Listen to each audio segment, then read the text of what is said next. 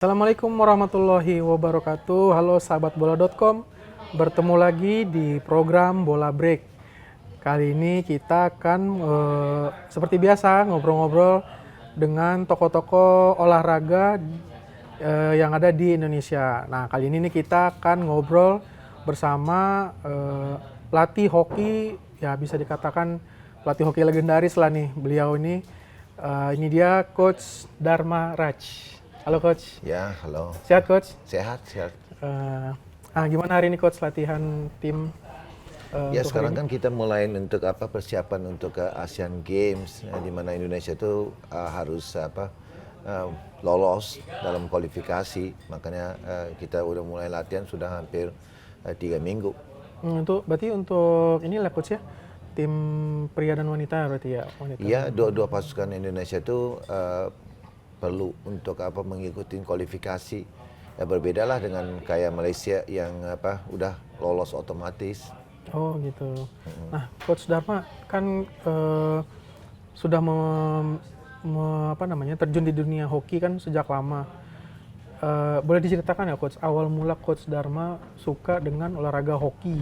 Karena kan seperti di Indonesia, Malaysia kan juga olahraga populer itu malah justru bulu tangkis atau enggak sepak bola. Nah, Coach Dharma kenapa bisa memilih ke hoki jadinya, Coach? Nah, sebenarnya ya memang benar bulu tangkis itu adalah salah satu olahraga populer karena kan dia olahraga ini menang medal di Sukan Olimpiade. Ya kalau dibandingkan dengan hoki, hoki itu ya dia nggak pernah menang lah di Olimpiade itu.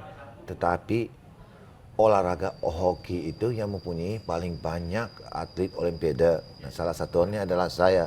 Saya masih di dalam WhatsApp group mantan pemain-pemain Olimpiade itu yang mempunyai hampir 300 lebih hingga 400. Tetapi 200 lebih itu adalah atlet hoki itu daripada olahraga-olahraga lain. Makanya hoki itu tetap satu olahraga yang populer di Malaysia itu. Sepak bola kita nggak usah omong pasal sepak bola itu. Sepak bola itu memang dia olahraga yang populer di mana-mana sebenarnya. Dan saya sebenarnya datangnya daripada negeri ya seperti di Indonesia itu namanya provinsi. Tetapi negeri saya dan sekolah saya sebenarnya mempunyai ramai mantan-mantan pemain timnas ya yang pernah mewakili sampai ke Sukan Olimpiade itu. Dan karena sekolah, karena guru yang minatin olahraga ini yang membuatkan orang seperti saya mulai meminati ke olahraga ini. Oh berarti dari zaman sekolah kelas berapa tuh Coach?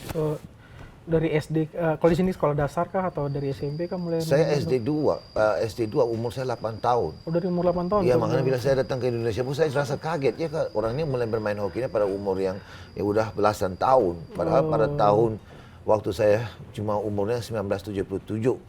Saya udah bermain pada umur 8 tahun. Berarti 77 Coach udah mulai hoki Coach? Iya, 76 saya SD 1. SD 2 saya 77 sudah mulai. Nah, makanya berapa populernya olahraga ini di Malaysia itu. Oh, jadi di setiap sekolah di Malaysia udah ada olahraga hoki sebenarnya Coach ya?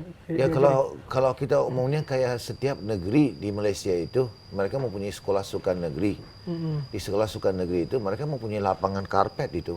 Di Indonesia itu yang sebegitu besar punya negara itu cuma mempunyai 4 lapangan karpet itu. Di Malaysia itu sekolah mempunyai lapangan karpet di dalam sekolahnya. Itu betapa seriusnya mereka tentang olahraga hoki. Kenapa kira-kira Malaysia hoki sangat serius gitu Coach dari usia dini dikembangkan sama Malaysia? Apakah karena termasuk olahraga negara Commonwealth gitu atau enggak Coach? Saya lihatnya seperti ini, daripada banyak olahraga yang ada di Malaysia itu, daripada tahun 1950-an, hoki itu adalah salah satu olahraga yang Malaysia sering lolos ke Olimpiade. So gara-gara itu ya mereka dianggapnya sebagai olahraga yang istimewa, karena kan dia sering ke Olimpiade. Dan kalian tahu kan Malaysia itu belum pernah menang pingat emas di Sukan Olimpik. Iya. Seperti Indonesia kan udah pernah menang. Makanya yang mau lolos ke Olimpiade pun memang susah. Ya, karena kan hoki itu sering lolos dan saya udah bagi tahu dalam grup WhatsApp mantan Olimpiade itu ya daripada 400 orang itu 200 lebih orang, hampir 300 itu orang hoki. Berarti apakah teman satu sekolah coach dulu ada juga yang jadi terjun ke dunia atlet profesional hoki itu coach dari teman kecil? Iya, banyak. Ya ada yang sekolah saya itu masih punya pemain-pemain seperti yang dalam pasukan Asian All Star, makanya terbaik Asia, Olimpiade, jangan diberitahu lah, banyak pemain mantan pemain timnas sebelum saya pun banyak. Itu masih satu sekolah sama coach berarti? Iya, waktu itu. Tapi zaman sekarang ya, Iya. sekolah saya nggak ada lagi pemain yang bisa sampai ke timnas. Mereka mencoba tapi udah nggak ada. Udah berapa puluh tahun nggak ada. Tapi waktu itu banyak sekali. Oh, tapi masih ini nggak coach, setiap sekolah di Malaysia tuh fokus dengan olahraga hokinya? Masih ya? Iya. Makanya kalau dibandingkan Indonesia sama Malaysia itu sepertinya ya langit sama Iya. darat lah, kayak macam itu. Karena kan di sana tuh olahraganya hoki itu contoh lah, saya bagi tahu contoh. Ini kan bola.com ini. Iya. Kan? Ya, gampangnya seperti ini. Kalau saya ini ya, kan ada Ong Kim Sui ini yang datang sini untuk menjadi pelatih bola. Kan dia pelatih timnas bola itu. Oh, Sintayong maksudnya coach? Bukan Sintayong, yang dari Malaysia itu yang menjadi pelatih untuk iya, persis Ong Kim Sui, iya. Dia kan pelatih timnas bola Malaysia itu. Iya. Dia juga orangnya daripada sekolah saya. Oh. Ya, daripada sekolah saya itu. Ya, seangkatan dengan Sama saya coach. itu. Iya. Tapi kalau dianggapkan bola itu kan berapa populer itu. Iya. Antara saya dengan dia di Malaysia itu, saya jauh lebih populer dari dia. Oh. Nah, coba bayangkan gimana. Kan di Indonesia memang sama sekali nggak bisa untuk kita melihatnya olahraga hoki itu ya sebagai terkenal. Ya hari ini saya keluar ke jalanan ini. Ya 10 orang yang lihat saya di Indonesia itu sama sekali nggak ada satu pun yang kenal saya. Tapi kalau di Malaysia itu banyak yang kenal coach. 10 orang yang ada di jalanan ini pastinya 7 atau 8 pasti kenal saya itu. Ya itulah olahraga hoki.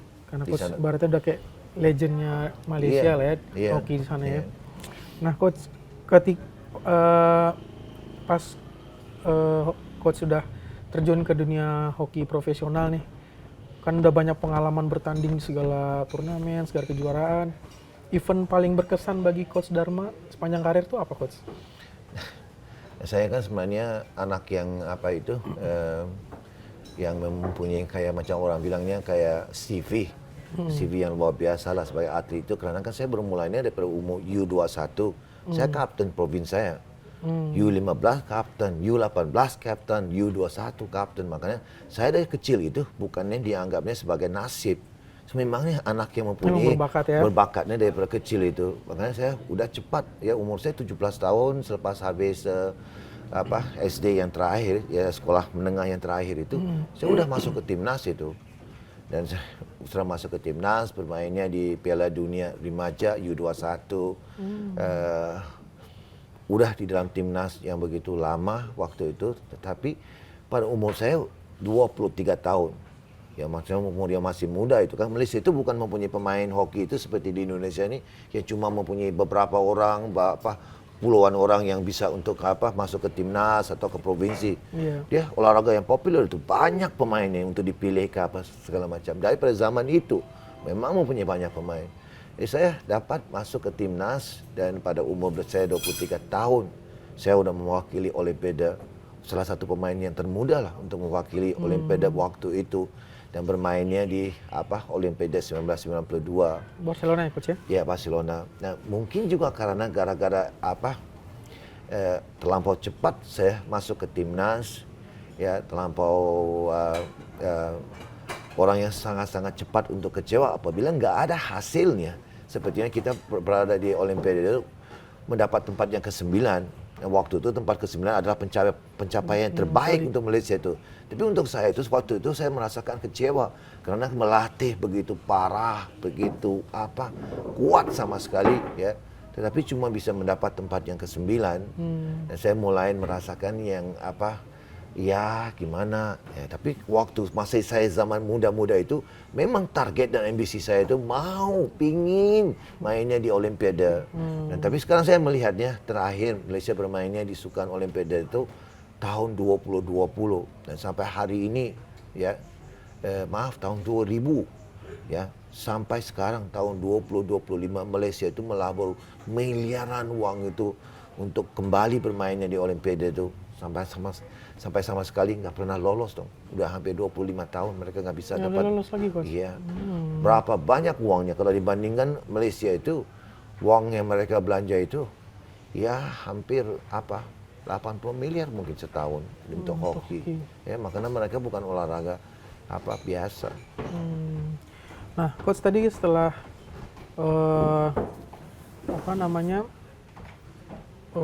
event favorit Coach tampil di Olimpiade yang Coach merasa paling impian terbaik, Coach berlaga dan berbagai event segala macamnya. Untuk setelah menjadi pemain itu kan ada keinginan untuk menjadi pelatih. Awal mula Coach untuk ingin jadi pelatih itu seperti apa, Coach? Nah, cerita saya itu sebenarnya cerita yang unik lah.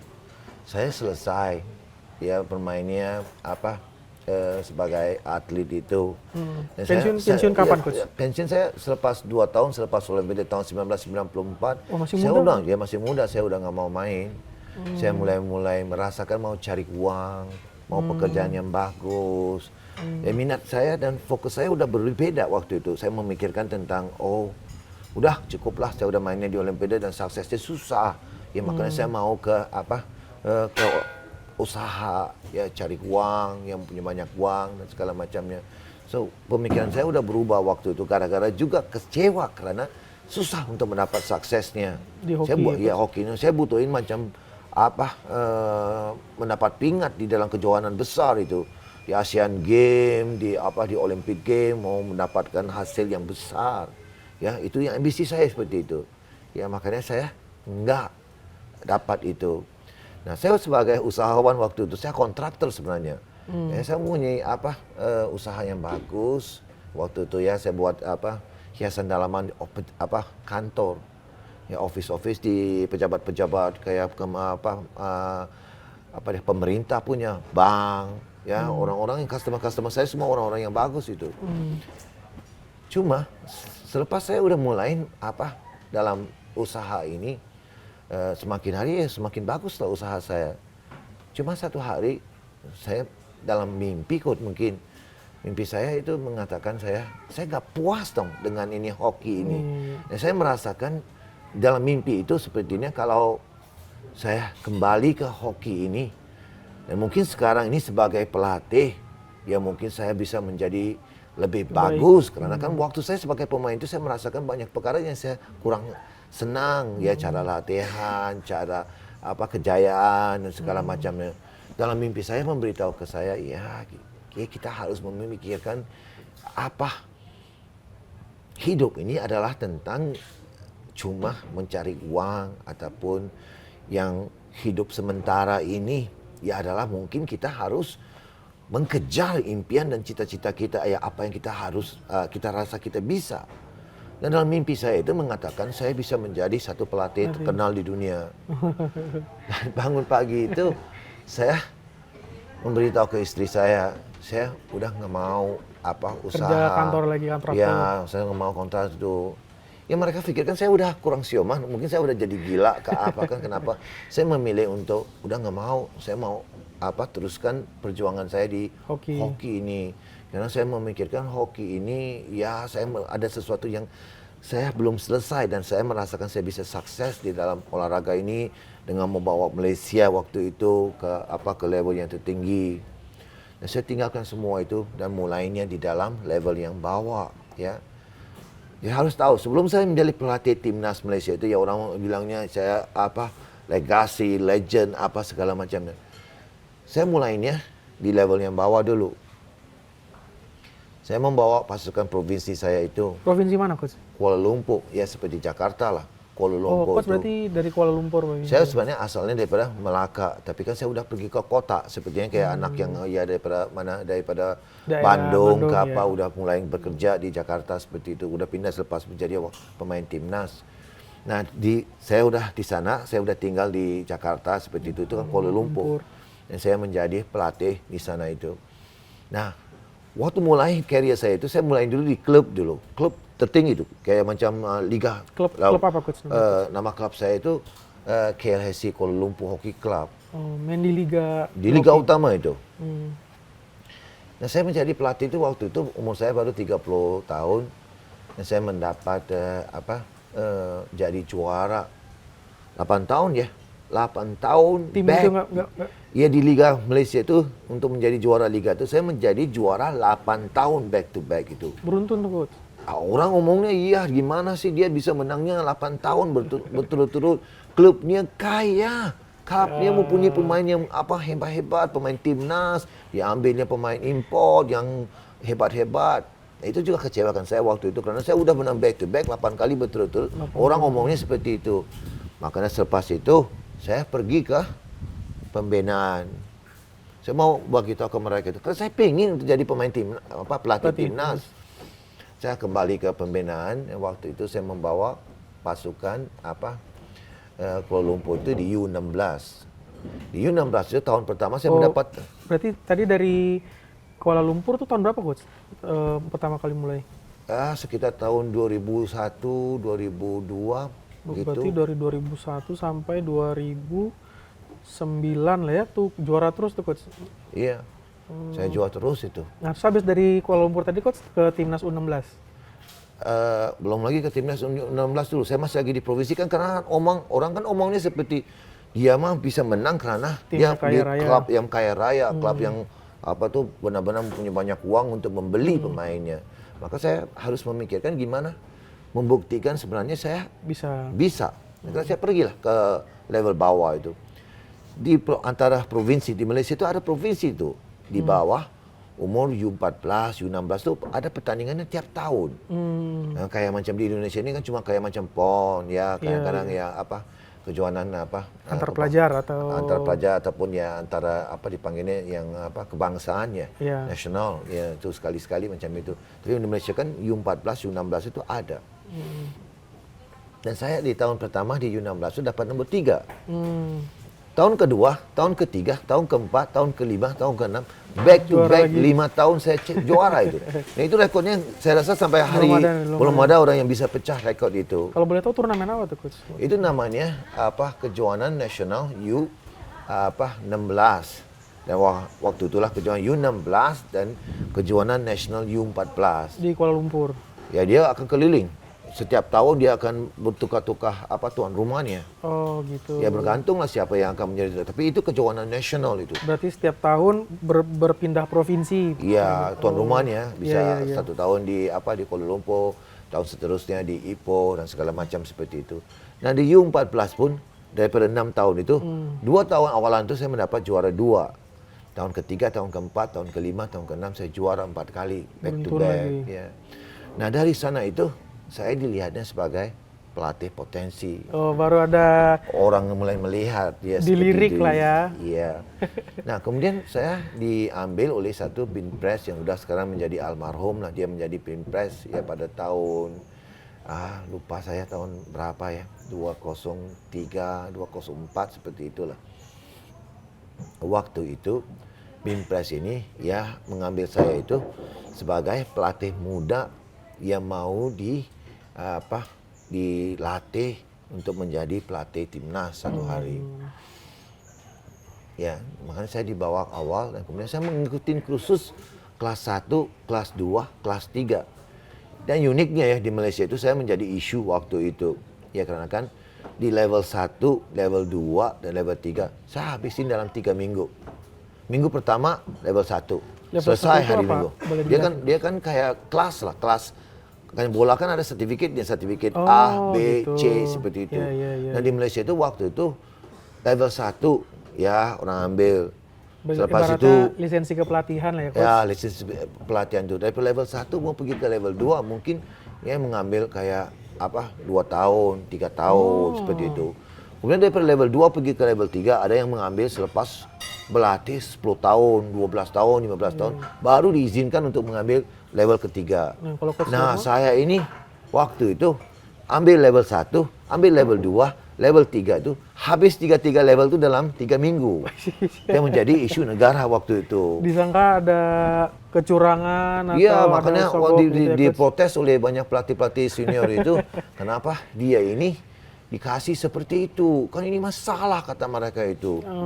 Kan, wah, jadinya isu negara keluar di koran lah apa, senang saya itu waktu itu. Tapi sebenarnya saya di level 1 anak yang paling marka paling tinggi saya. iya, Di level 2 saya anak yang paling tinggi juga. markanya sebenarnya, dan saya dibuat seperti itu. Dan sampai hari ini mereka udah nggak izinkan seperti itu kepada siapa-siapa. Tapi yang yang dianggapnya sebagai salah atau betul. Akhirnya pelatih yang dilihatnya sebagai satu isu negara waktu itu. Pada tahun 2013, selepas 10 tahun saya mendapat sijil itu. Ya. Oh, berarti tahun berapa tadi, Coach? 2000... Sekitar 2000, saya ambil sijil itu sekitar tahun 2002-2003 lah. Saya anggap dia seperti 2003 senang seperti itulah.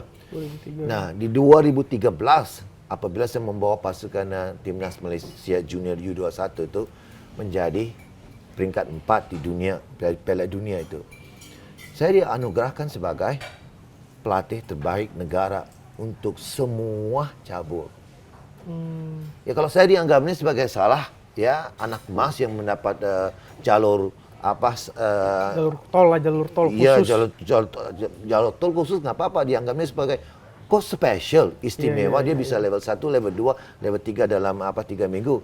Tetapi selepas 10 tahun saya menjadi pelatih terbaik negara kan? Baru Di anugerah sukan negara itu saya mendapat pelatih itu. Makanya nggak ada salahnya kalau saya katakan pelatih itu mempunyai bakat. Saya merasakan almarhum itu membuat satu keputusan yang bagus. Dia dikecam, karena saya dikecam.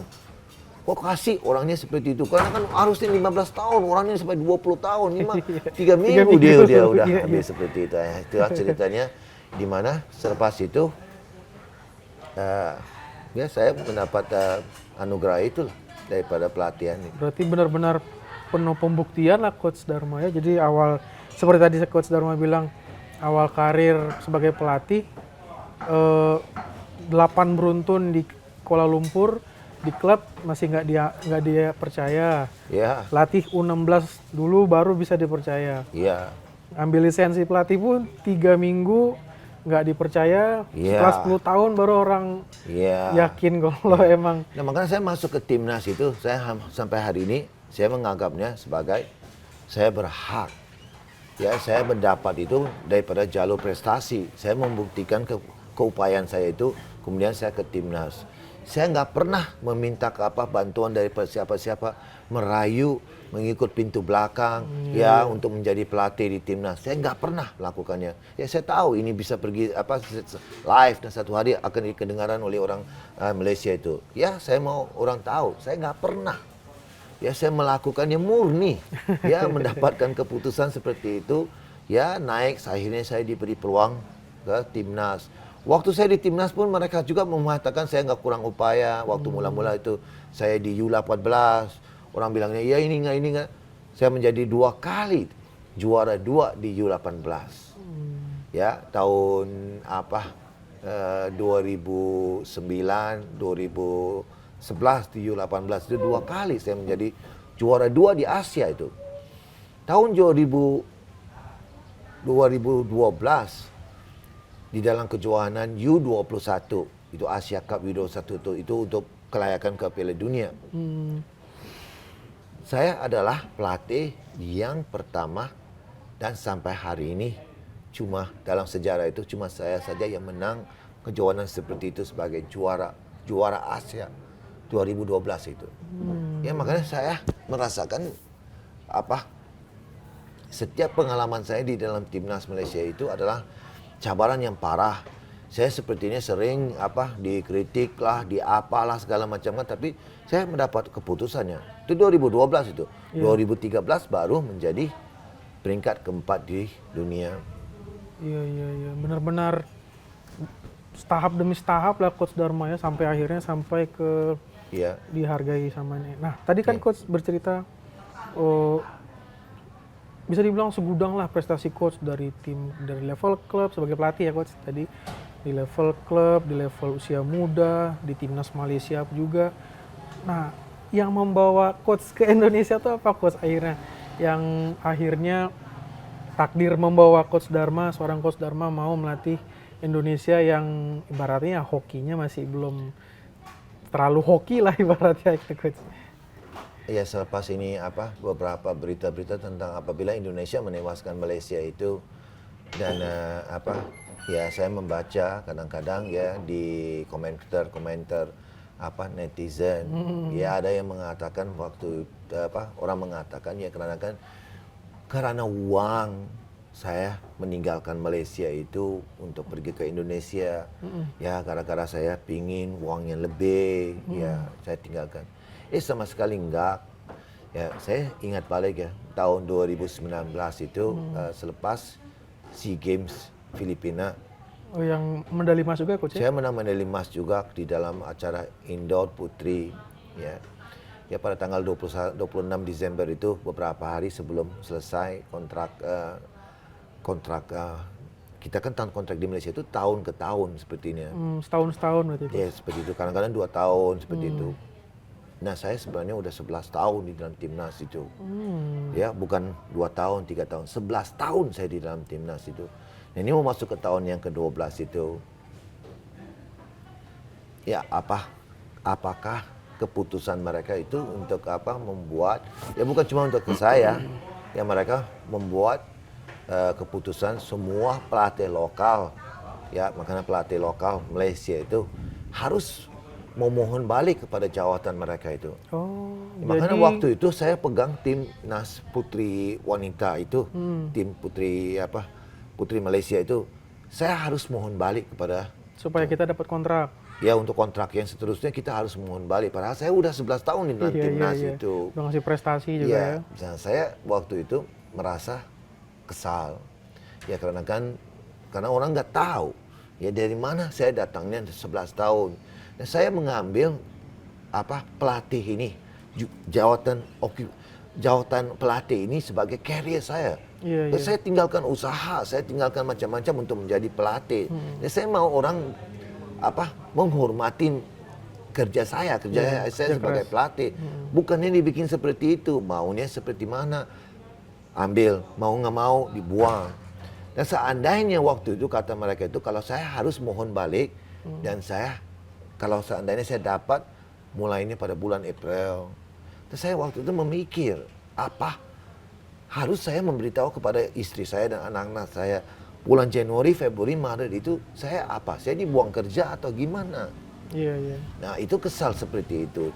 Orangnya macam-macam lah omongnya seperti mana, segala macam. Ini yang sebenarnya yang berlaku tuh.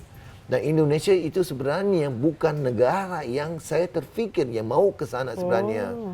Karena pada tahun 2014 itu saya berkawan dengan Pak Sekjen Federasi Hoki Indonesia itu.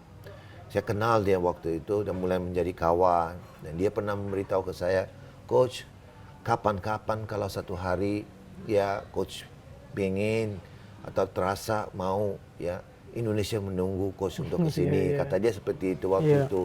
Dan karena kan buru-buruan berlaku seperti perkara yang saya kurang senang. Nah saya memikirkan ya udah saya secara terdekat ini pindah aja ke Indonesia dulu. Pergi dulu. Kemudian baru memikirkan mungkin satu hari kalau saya kurang senang di Indonesia itu saya bisa pindah. Dan waktu itu saya tahu tentang dualisme itu. Nah PPFI waktu itu memberikan saya keyakinan yang mereka itu akan menjadi satu federasi. Tapi sebenarnya waktu saya sampai itu sememangnya susah. Sampainya salah satu ya yang lama itu ketuanya meninggal. Dan kemudian ya hampir 2 tahun lah selepas saya sampai di Indonesia itu baru PPFI menjadi federasi yang single lah, yang nggak ada lagi dua lagi, bukan dualisme lagi. Ya, tetapi saya dianggapnya sebagai stupid lah untuk pergi ke Indonesia waktu itu karena kan dualisme. Iya betul. Nggak bisa bermain di internasional, dan untuk apa saya pergi ke Indonesia? Nah saya berada di Jawa Barat sebenarnya waktu itu. Untuk PON. Iya, itu kan di PON juga PON 2020 coach ya.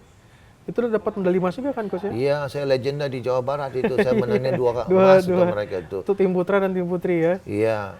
Lepas itu kan yang sebelumnya pun yang Medan itu, saya masih konsultan untuk mereka tuh menang lagi back to back itu.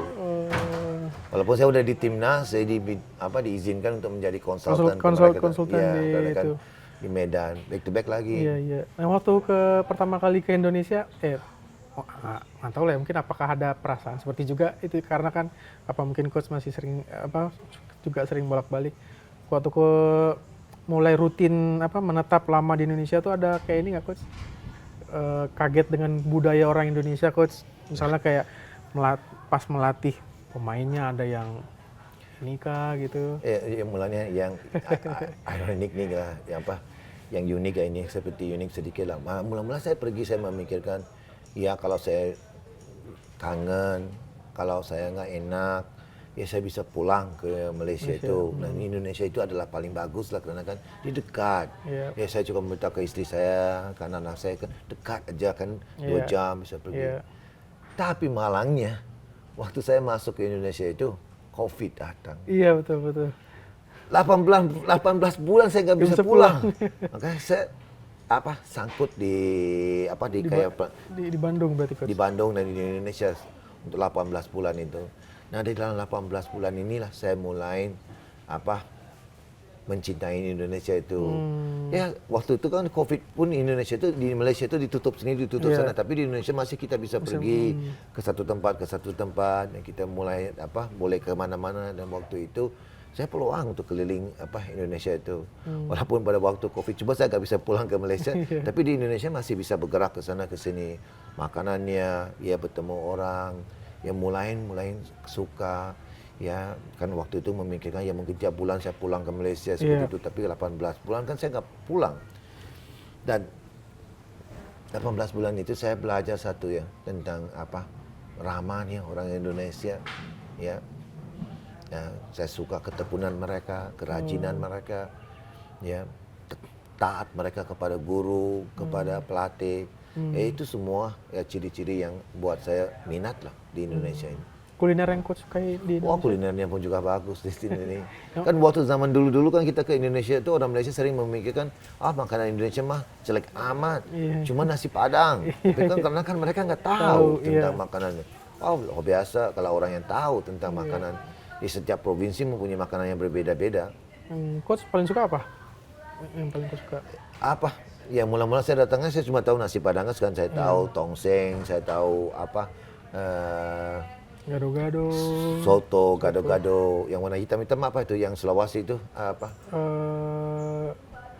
Coto Makassar. Iya. Ya seafood pun bagus, ya. Ya, sekarang kalau tanya seperti ini mah juga ya kita ingat ya sup ya. Yang inilah ya berkuah-kuah ya coach ya. Iya. Tadi coach balik lagi ke dualisme federasi. Setelah pas coach datang itu kan masih berkonflik lah ibaratnya federasi. Itu agak membuat coach ragu nggak datang ke Indonesia? Satu, saya udah kan membuat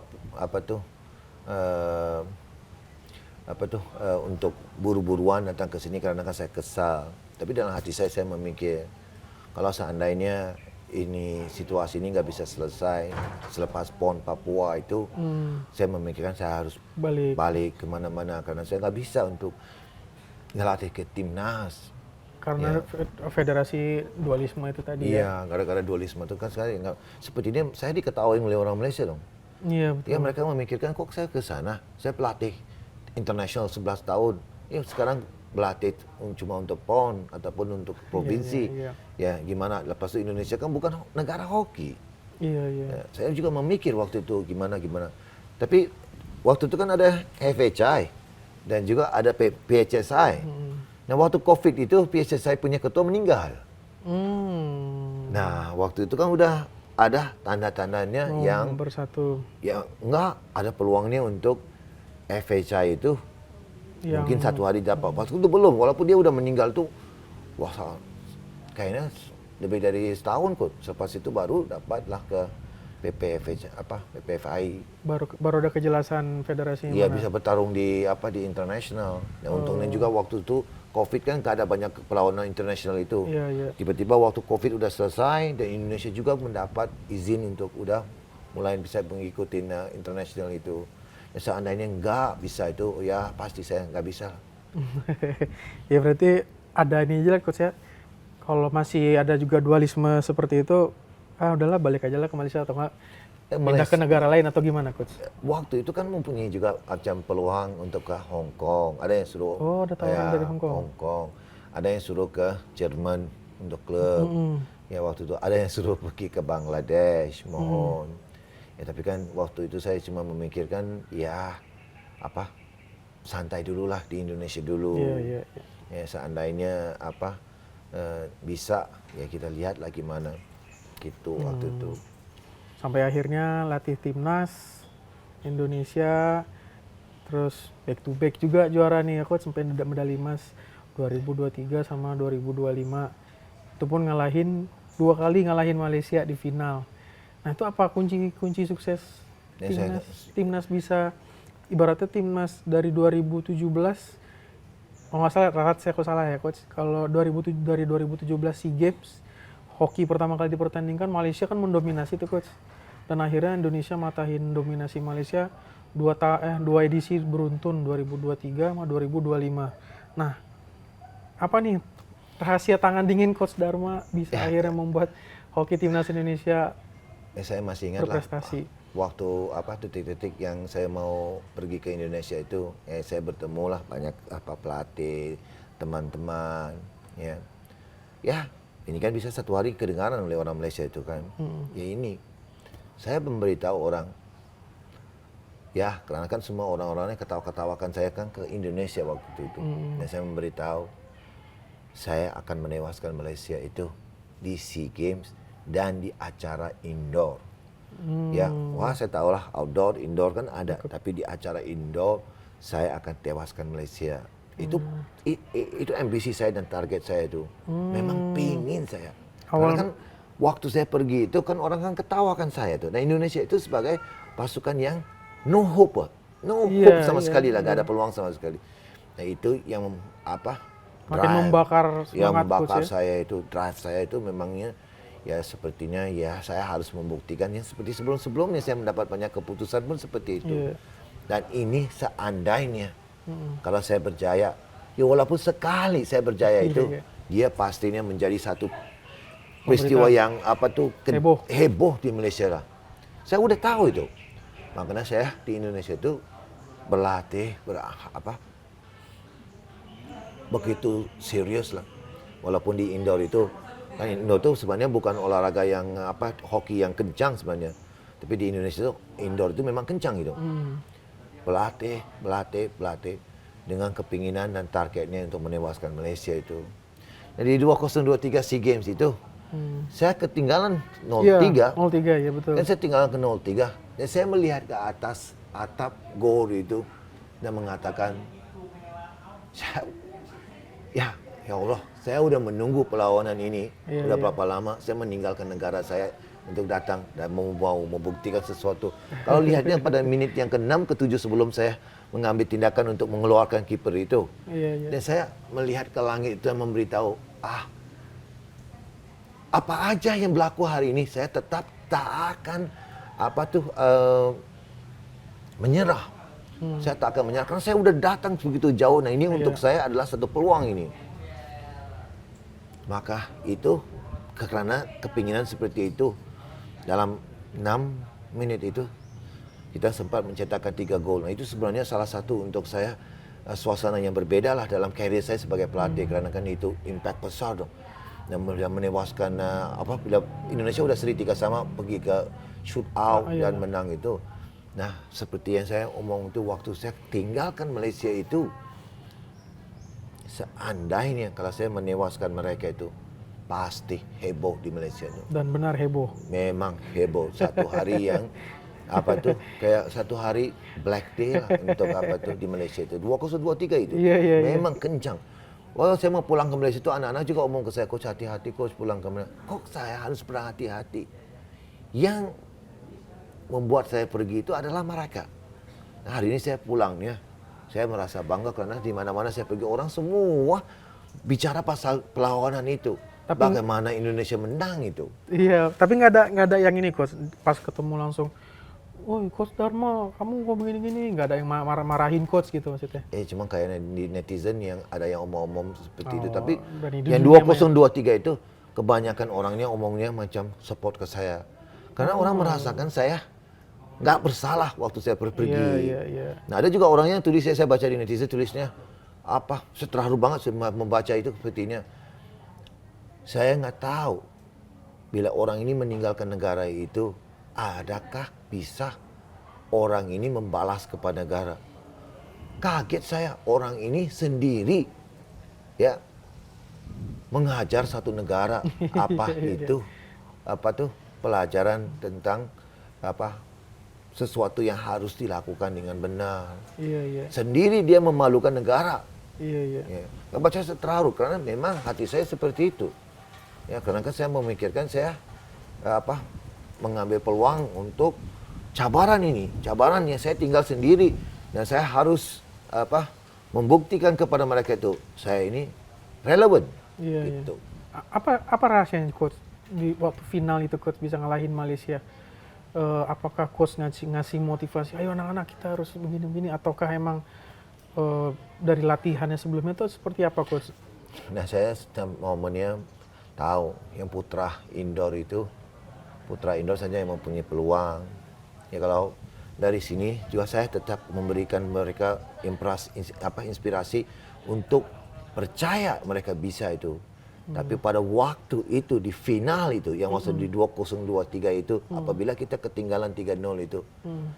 Di babak ketiga itu air mata saya udah macam mengalih waktu itu. Saya mengatakan kepada atlet itu, atlet Indonesia itu, saya nggak tahu apa yang kalian memikir. Untuk saya, perlawanan ini adalah hidup mati untuk saya. Ini kita ketinggalan 3-0 ini. Di babak yang keempat ini, sama ada kamu menciptakan gol 1 atau enggak. Di babak keempat itu, saya akan mengeluarkan kiper dan memikirkan kalau saya kalah, biar kalah berapapun nggak apa-apa, mau 10-0, mau 12-0 pun saya nggak apa-apa. Tapi saya tak akan menyerah seperti kalian yang menyerah sekarang ini. Air mata saya mulai menitik waktu itu. Ya, itu yang buat itu fight back, yang comeback itu. Berarti salah satu comebacknya pergantian perantin kiper itu ya Ya, coach? kita mulai mengambil risiko high risk high return lah. Kalau kita mengeluarkan kiper itu seperti di futsal, ya namanya kayak power play lah. Iya. Itu risikonya tinggi. Kalau kita udah ngambil langkah itu, biasanya orang mengambil langkahnya 2 menit, 3 menit. Indonesia waktu itu mengambil langkahnya 7 menit sebelum perlawanan tamat itu. Ya itu duo die. Nah, apa perasaan coach akhirnya back to back bisa mengalahkan Malaysia? Yang kali kedua ini saya merasakan di 2025 itu karena kan apa yang berlaku di 2023 itu menjadi macam satu isu besar di negara itu, di negara Malaysia. Dan mereka sebenarnya membuat persiapan yang bagus kali ini. Karena mereka nggak bisa kalah kali kedua. Nah, ekspektasi saya kali kedua ini memangnya lebih susah. Karena persiapan mereka bagus. Mereka ke Eropa, yang mereka memilih pemain terbaik mereka itu dikumpulin di indoor putra itu untuk siap kepada Indonesia ini. Dan mereka lolos ke Piala Dunia lagi. Iya. Tim mereka itu benar-benar mantap kali ini kalau dibandingkan dengan 2023. Nah, kan atletnya kebanyakannya daripada 2023 ini. Nah, kali ini dia memangnya membuat diri saya merasakan saya special. Saya special. Ya, orang harus menerima yang untuk menewaskan mereka itu back to back itu bukan gampang lah. Iya. Ya kan? Tapi karena mereka udah siap dalam segala macamnya. Dan dia memberikan saya kepuasan yang luar biasa. Ya, bukannya orang memikirkan, saya beritahu ke PPFI juga ya tentang bonus yang luar biasa di Indonesia itu. Tetapi kemenangan ini memberikan saya lebih banyak kepuasan. Karena secara pribadi dia impact. Ya. Iya. Berarti ibaratnya kayak dulu Jose Mourinho pertama kali datang ke Chelsea, dia bawa FC Porto juara Liga Champion, I'm the special one. Berarti Coach Dharma juga bisa bilang, And Ya, the special kadang-kadang one juga lah ya coach. ada yang tulis juga seperti itu selepas kemenangan di kayak waktu menang di SEA Games ini, ada yang di Malaysia tulis, netizen pun tulis seperti itu, the special one. The special Iya. one. Mantap, mantap. Nah, coach, racikan coach Dharma ternyata juga bukan cuman buat timnas Indonesia ini berjaya lah di hoki internasional. Ternyata pemain-pemain pun bisa menjalani karir sampai ke luar negeri ya coach ya. Terbaru itu seperti yang ke Polandia, Revo sama Yuan ya coach ya. Itu apa rahasia coach sehingga bisa mendongkrak permainan secara individu lah berarti ini coach, pemain-pemain hoki timnas Indonesia coach. Ya, ada yang di Malaysia tanya ke saya juga, gimana ya kok bisa kamu membawa anak Indonesia itu ke bisa Eropa sampai ke Liga Eropa. Nah, saya mulai melatih mereka itu udah beberapa tahun lah sebelum 2023 itu, karena kebanyakan pemainnya datangnya dari Jawa Barat. Kan saya udah sampai di sini tahun 2020. Nah, waktu itu saya udah mulai memberikan inspirasi kepada mereka itu supaya bukan cuma memikirkan untuk menjadi jago di PON ataupun jago di Asia Tenggara. Kalian kalau mau jadi olahraga mau jadi hebat di olahraga itu harus memikirkan untuk menjadi kelas dunia. Ya, satu hari kepinginan saya itu, saya beritahu ke mereka, kepinginan saya itu melihat anak Indonesia itu bisa sampai ke Eropa bermainnya di liga itu. Waktu itu saya coba untuk sebenarnya memasukin anak-anak Indonesia itu ke Eropa itu. Tapi sama sekali nggak ada peluang karena kan orangnya, Indonesia, iya. Indonesia. Tahun berapa itu coach? Sudah mulai. Saya rasa saya udah mulai coba memasukkan mereka itu dari tahun 2022. Saya udah mulai waktu itu. Kan kita udah mulai pergi ke Eropa untuk bermain. Oh, latihan TC latihan ya, TC semua. Saya coba, tapi orangnya gratis pun kita nggak mau, kata mereka. Waduh. Pemain Indonesia kita belum pernah dengar. Hoki ada di Indonesia. Mereka bertanya. Ya seperti itu. Ya beneran kamu ada pemain-pemain. Nah, saya mengantar video-video anak-anak Indonesia ini. Waktu itu saya bikin video, ya mengantar ke mereka dan menunjukkan keupayaan anak-anak Indonesia itu. Saya nggak dapat respon sama sekali, walaupun sampai kadang-kadang ngomongnya sepertinya ya kita bayar untuk tiket pesawat segala macamnya, kalian cuma memberikan kita peluang untuk bermain di klub-klub yang bawah itu pun. Oh, bukan liga ya top pun belum ya? Mereka nggak mau. Tapi selepas kita menangnya di 2023 SEA Games itu, dan kemudian di 2024 itu udah kayak tahun ketiga atau keempat kita udah mulai ke Eropa itu. Nah, di 2024 itu ya kita mulai memukul semua klub-klub di Eropa itu. Tim-tim yang kayak dulu nggak mau kan, kita memukul mereka semua. Juara Polandia kita pukul, juara Ceko itu kita pukul. Nah, tahun 2025 sebelum SEA Games itu di Jerman, ya dengan tim-tim yang klub-klub yang besar, kita tewaskan mereka. Baru orang mulai memikirkan tentang pemain Indonesia, Indonesia kan, mereka cakap kita cuma kenalnya Malaysia. Tahunya Indonesia juga punya pemain-pemain yang hebat ya. Ya, kita lebih fokusnya ke indoor waktu itu. Kemudian waktu sebelum SEA Games 2025 itu sebenarnya semua pemain kita ditawarin. Cuma masalah kayak polis yang kerja di polis izin. Nah, ada yang atlet yang udah nikah, ya mereka nggak mau karena kan tinggalkan keluarga waktu yang lama. Tapi ke semua pemain kita udah ditawarin, udah dilirik lah coach ya. Iya. Ini sekarang ada 6 yang bermainnya, sekarang 2 dimain Repo sama Yuan bermainnya di Polandia. Ya, semalam saya tonton, malam tadi mereka bermainnya di peringkat 3 dan 4. Semifinal kemarin pun saya tonton. Ya, semalam mereka menang dapat peringkat ketiga. Dan sekarang mereka mau pergi ke Euro Hockey League. Dan 2 orang lagi yang bermain di Liga Jerman, Adi sama si Alfiana, mereka bermainnya di divisi bawah. Sekarang mereka membawa klub mereka untuk promosi ke divisi 1. Nah, saya bangga sebenarnya kan mereka bisa lakukannya seperti itu. 2 orang lagi bermainnya di Liga Spanyol di peringkat provinsi dulu sebelum mereka pergi ke national. Ya, di kawasan mereka juara mereka. Nah, sekarang mereka bermainnya juara-juara Spanyol akan bertemu nih sekarang mereka bermain. Makanya saya rasa bangga dan juga banyak orang luar yang mulainya bicara tentang anak Indonesia yang mereka melihatnya sebagai potensial di hoki. Ya karena kan sebelum-sebelumnya kan orang kan nggak sama sekali tahu apa-apa tentang hoki Indonesia. Masih ada lagi nggak coach kira-kira pemain Indonesia yang akan berkarir di luar negeri kayak di Eropa atau mungkin di negara Asia? Ya untuk yang saya rasa untuk yang akan datang tahun depan tuh, ya kepinginan saya tuh melihatnya ya sekurang-kurangnya 15-16 orang bermain. Amin, Ya. amin. Ya, dan juga saya dengar daripada anak-anak yang bekerja di polisi itu, mereka sekarang udah bisa untuk pergi bermain. Kalau PPFI menganggapnya sebagai waktu TC itu mereka dianggapnya sebagai keluar untuk pelatih menjadi lebih bagus. Kan hoki itu sebenarnya bukan olahraga profesional macam bola yang dibayar uang yang besar. Ya dia bukan seperti itulah di hoki, tapi mereka pingin menang. Dia mau pemainnya berkualitas, tapi dia bukan seperti dibayar miliaran di bola, itu beda itu. Ya, tapi tetap di sana mereka butuh pemain yang bagus lah. Coach Dharma kan sejauh ini udah membawa Indonesia back to back medali emas SEA Games 2023, 2025. Target ke depan lagi apa nih coach? Apakah membawa medali emas di Asian Games, Olimpiade atau Piala Dunia?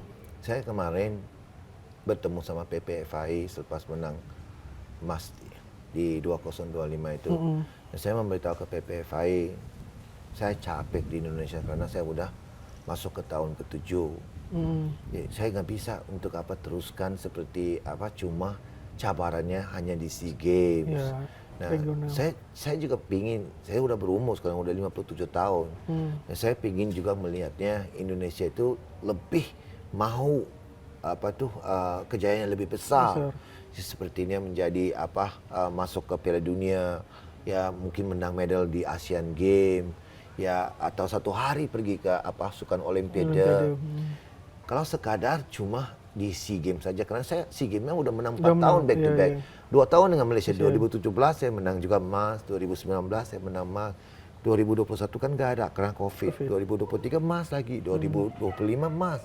4 kali saya menang back to back kan. Tapi di mana kita sebagai negara, ya walaupun kita masih muda kata orang, karena kan masalah dualisme itu Indonesia baru sekarang bangkit ini, orang mulai dengki sama Indonesia tuh kayak Thailand, Singapura udah lama seperti itu. Tapi kepinginan saya ialah Indonesia harus memikir bagaimana ya kita harus bisa memberikan cabaran kepada pasukan-pasukan terbaik di dunia itu. Dan saya memberitahu ke PPFI, ini menurut saya ya, dan kadang-kadang apabila saya memilih Indonesia awalnya saya memikir itu, Indonesia ini adalah sleeping giant untuk saya. Jangan memikirkan kau sleeping giant. Indonesia kan apaan hokinya? Sebenarnya Indonesia ini mempunyai Belanda di belakang mereka. Bukan di bola itu sebenarnya besar itu. Kan sekarang orang yang omongan di netizen Indonesia itu, bola. Karena kan mempunyai 300 punya sejarah tentang Indonesia dengan Belanda. Di bola itu bola lah, boleh daripada macam-macam punya negara di Eropa. Tapi untuk hoki, Belanda itu sebenarnya negara yang hebat dari segi pembinaan, klub, punya banyak pemain yang bagus itu. Dan Indonesia sebenarnya, biarkan saya beberapa kali saya ke Belanda, saya bertemu yang campuran Indonesia sama Belanda. Yang direct punya parents, ibu orang Indonesia, bapak orang Belanda, anak mereka jago-jago tuh. Ya, gimana juga kita lihat ini di bola ada seperti itu. Malaysia nggak ada pemain seperti itu yang mempunyai naturalisasi seperti itu. Atau Cina, atau Jepang, atau Korea, atau India. Indonesia yang punya banyak itu sebenarnya. Ya mungkin gabungan antara pemain lokal yang semakin hari semakin meningkat, dan juga dengan beberapa pemain hebat yang naturalisasi yang direct ya. Berarti coach udah ngajuin juga untuk naturalisasi pemain Belanda untuk membela timnas Indonesia ke federasi? Sebenarnya sebelum 2025 punya SEA Games itu udah ya udah kita atlet yang seperti itu yang pingin membela Indonesia udah mulai tanya. udah banyak coach. Iya, yang udah tinggal di banyak. Belanda? Kayak waktu 2025 sebelum SEA Games mereka yang tawarin dulu. Oh. Gimana mereka mau? Karena mereka tahu bola kan. Iya, Oh, iya. bola seperti itu. Nah, ini hoki kan banyak mereka mempunyai pemain. Iya. Terutama sekali di cewek. Oh. Mereka mempunyai banyak dan Belanda itu juara Olimpiade, juara World Cup untuk putri itu. Dia jago. Back to back juara World Cup Olimpiade. Dan di tim-tim yang juara World Cup sama Olimpiade itu, sebagian dari pemain-pemain itu mempunyai kacokan Belanda sama Indonesia itu. Waktu Indonesia menang waktu Belanda punya putri menang Piala Dunia indoor itu, Iya. kaptennya Orang Indonesia, ada darah Indonesia. iya campuran Indonesia sama Belanda. Udah ada sama coach yang Ya udah mulai PPFI udah mulai mengambil situasi itu lebih serius ya, karena juga saya juga pengen. Ya biar kita bisa bersaing di level lebih tinggi lagi Iya, coach ya. lebih tinggi. Kita nggak mungkin cuma memikirkan SEA cuma Games. SEA Games Iya, seperti betul, itu. betul. Dan juga kali ini saya mendengar selepas pulang dari SEA Games 2025, alhamdulillah kita menang emas back to back itu, dan pemerintah mulai mendukung olahraga ini, ya lebih banyak perhatian. Ya saya rasa juga anggaran juga mulai dibagi kepada olahraga hoki ini, dan juga mereka coba membantu kita untuk mendapat pemain naturalisasi. Ya saya doain itu. Amin, amin. Iya. Udah ada ini nggak coach kira-kira kapan gitu pemain Udah naturalisasi? beberapa orang udah masuk sekarang untuk udah masuk ke dalam permohonan sudah. udah 2 atau 3 orang udah mulai Putri putra coach. putri. Buat memperkuat tim putri ya. Ya. Mantap. Tapi kedua-dua ada, tapi udah mulai masuk Iya, dalam iya. permohonan itu. Dan saya mengharap sangatlah untuk itu, supaya ya kita jangan memikirkan di level ini aja. betul. Ya harus memikirkan sebagai satu hari sebagai salah satu pasukan yang dihormatin lah di dunia hoki. Iya. Untuk Asian Games dan Olimpiade coach. Iya. Nah nanti kalau misalnya ada beberapa pemain naturalisasi, apakah nanti pemain lokal seperti gimana coach? Apa Iya, yang itu yang kita harus memikirkan. Jangan kita mengambil pemain naturalisasi yang cuma serba-serba macam itu. Kita kalau mau ambilnya pemain naturalisasi itu bagus sekali harus benar-benar bagus banget lah. Kalau enggak ya pemain lokal lah. Juga menjadikan kayak nggak ada rasanya kalau kita memikirkan semua ambilnya pemain naturalisasi. Ya pemain lokal kita semakin meningkat juga. Ya mungkin gabungan. Dan walaupun katanya 20-30 orang yang mau wakili Indonesia itu, kita nggak boleh ambil mereka cuma seperti itu. Cuma nggak boleh sembarangan coach? Iya, harusnya mereka itu harus benar-benar top. Baru kayak kita rasanya ya kita pingin mereka lah. Kalau enggak, tetap untuk saya, ya saya udah menang 2 kali di SEA Games itu tanpa pemain naturalisasi. Iya, betul. Kan pemain lokal. Cuma ya kalau mereka itu benar-benar bagus, tops, ya mungkin di cewek lah, saya rasa ya lebih keperluan. Siap. Nah, kalau soal naturalisasi coach sendiri seperti apa? Masih ini nggak coach Dharma untuk menjadi WNI? WNI kan kemarin kan saya di Hispania daripada wartawan-wartawan yang omongnya pada awalnya ya untuk jadi WNI sampailah dia menjadi viral di Malaysia itu. Sepertinya saya mau Jadi warga negara. untuk menjadi warga negara Indonesia kan, dan tahulah antara permusuhan antara Indonesia dengan Malaysia gara-gara bola sepak itu, ya orangnya mulai serang ke saya, kenapa, tapi saya nggak tahu, udah saya mohon ya, dan waktu itu kan gara-gara juga kayak tentang hal-hal ya tentang lebih gampang kalau saya menjadi pelatih lokal, ya lebih gampang untuk terima bonus dan hal-hal yang lain lah. Tapi kan itu waktu itu cadangan seperti itu. Tapi sampai sekarang kan pemerintah yang mungkin menganggapnya sebagai kurang penting ataupun ya waktu itu saya dengar waktu permohonan saya kan beda, kayak atlet lebih diprioritaskan, masih muda, masih bisa banyak tahun. Nah pelatih waktu itu kan saya baru menang sekali, ya saya sama sekali dia nggak tahu lah apa yang diputuskan oleh mereka, kan berkali-kali omongan seperti ini, tetapi kan responnya ialah bukan begitu gampang untuk dikasih. Sampai sekarang berarti udah sampai mana prosesnya coach? Masih. Udah yang terakhir mereka udah sampai sidang dengan Intel, dengan pemerintah apa segala macamnya dan memberitahu ya dia bukan begitu gampang untuk memberikan apa WNI kepada siapapun. Tapi Menurut mereka itu yang gampang itu cuma adalah kepada atlet. Tapi sampai sekarang masih berjalan prosesnya coach. Ya, prosesnya berhenti seperti itu. Ya nggak tahu macam mana siapa yang akan hidupin balik situasi seperti itu lagi. Walaupun PPFI ya kali-kali seringnya omong ya gimana ya tapi ya dimatikan seperti itu aja lah. Dihentikan dulu.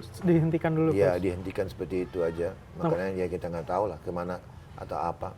Kalau dari coach sendiri emang udah keinginan untuk jadi WNI? Ya waktu itu ya saya udah omongnya seperti itu, tapi sekarang saya juga memikirkan ya apakah kita Berserah harus aja terserah aja lah kan kemana.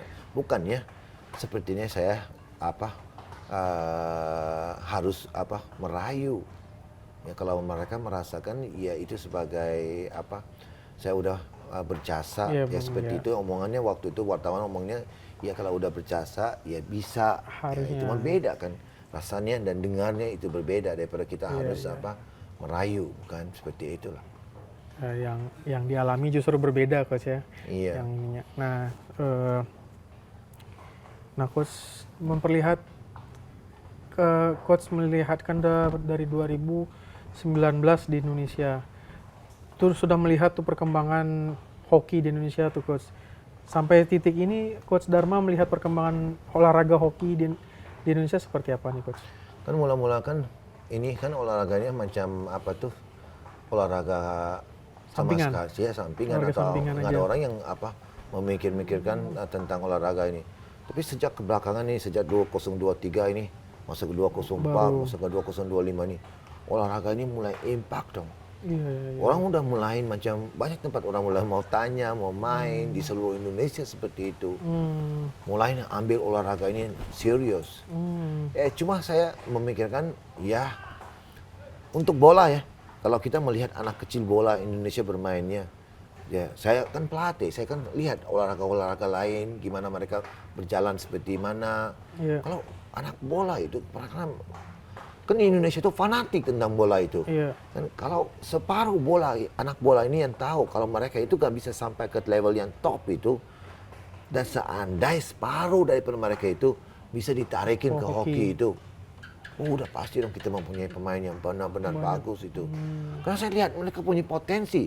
Nah kalau di Malaysia itu anak-anak seperti ini kalau mereka tahu mereka gak cukup ketinggian, ya mereka tahu kompetisinya lebih susah, ya mereka pindah ke hoki itu. Atau mereka mau coba di olahraga seperti itu.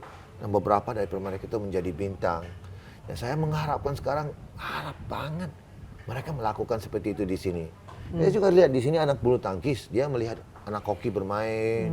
Wah, udah mulai pindah. Ya, dari bulu tangkis mereka pindah ke hoki. Dan dia mainnya untuk Depok sekarang, untuk daerah Depok.